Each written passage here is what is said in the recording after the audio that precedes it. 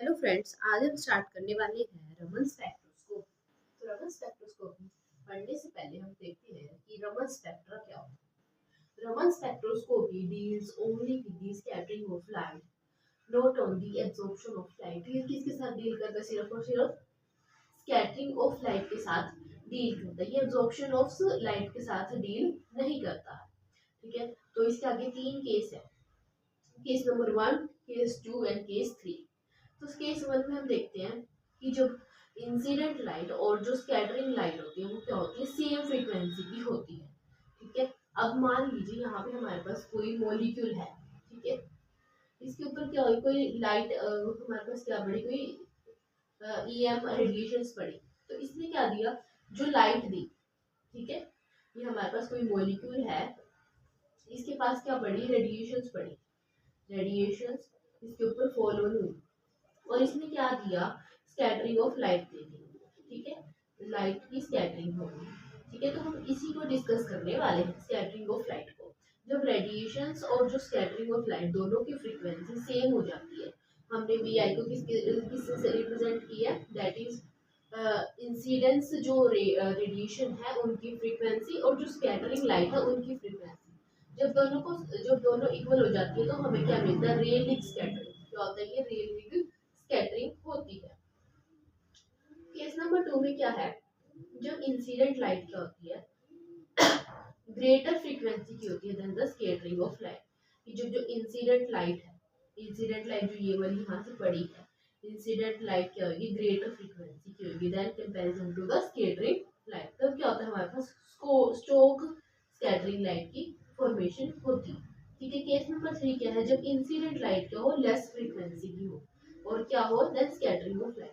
ठीक, जो ये है, इसमें हमारे पास जो ये दो केस है, Stoke and anti Stoke scattering, किसने दिया था, रमन ने दिया था। इसलिए इनका क्या नेम है, रमन इफेक्ट बोलते हैं। क्या बोलते हैं, रमन इफेक्ट। स्टोक और एंटी स्टोक को। व्हेन इंसिडेंट लाइट, जो इंसिडेंट लाइट है उसकी क्या है, फ्रीक्वेंसी ग्रेटर है than the scattering of light, तो उसको बोलेंगे स्टोक स्कैटरिंग। और जो इंसिडेंट लाइट की जो फ्रीक्वेंसी है वो कम है as comparison to scattering light, तो उसको बोलेंगे एंटी स्टोक स्कैटरिंग। अब हमने ये जो ग्राफ बनाया है, इसमें हम देखिए जो बीच वाली जो लाइन है ये कौन कौन सी है, railing line. Railing line, railing line में क्या होता है, जो इंसिडेंट की जो फ्रीक्वेंसी होती है सिमिलर होती है स्कैटरिंग से। अगर इंसिडेंट की ज्यादा होगी स्कैटरिंग से तो उसको बोलेंगे स्टोक लाइन। ठीक है, यहाँ पे इन्होंने ये लिखा हुआ जब इंसिडेंट की ज्यादा स्कैटरिंग से तो उसको बोलेंगे स्टोक, ये स्टोक लाइन्स है। और ये क्या है हमारे पास, एंटी स्टोक लाइन्स है। ठीक है, अभी हमारे पास क्या थे, दोनों ये दो इफेक्ट कौन से थे, रमन के थे। ये किसने दिए थे, रमन ने दिए थे, इसलिए इनको रमन इफेक्ट बोला जाता है। इन्हीं का यूज हम आगे वाली लेक्चर्स में करेंगे।